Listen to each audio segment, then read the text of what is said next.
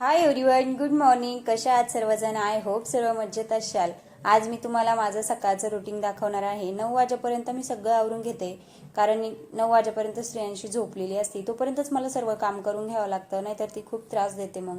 तर या ठिकाणी मी सर्वात अगोदर उठले की कपडे भिजून घेते, त्यानंतर आंघोळ वगैरे करून घेतली की सगळ्यात पहिलं मग घरं वगैरे झाडून घेते आणि लगेच कपडे धुवून टाकते.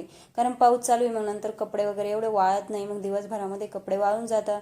तर कपडे वगैरे वाळत घालून दिले की मग भांडे वगैरे लावून घेते, कारण जोपर्यंत भांडे रॅकला लावत नाही तोपर्यंत ते काही सापडत नाही. भांडे वगैरे लावून झाले की चहा प्यायचा असला तर पिते, मी शक्यतो जास्त काही चहा पित पण नाही. आणि त्यानंतर लगेच मग या ठिकाणी पीठ वगैरे भिजून घेतलं मी, कारण पीठ मग तोपर्यंत छान असं भिजून जातं. आज डांगराची भाजी बनवायची होती, ती कापून घेतली, लगेच एकीकडे फोडणीला टाकून दिली आणि चपात्या करून घेतल्या. स्वयंपाक झाला की किचन वगैरे आवरून घेते आणि त्यानंतर शेवटी मी भांडे घासून घेते, कारण मग सगळे भांडे एकटी घासून घेतले ना तर बरं पडतं. आणि त्यानंतर मग नाही का सर्व आवरून जातं मग. आणि मग तोपर्यंत श्रेयांशी पण उठती, थोडंफार अगोदर उठती ती, पण मग तोपर्यंत थोडंसं खेळती पण. चला, मिनी ब्लॉग इथे सेंड करते.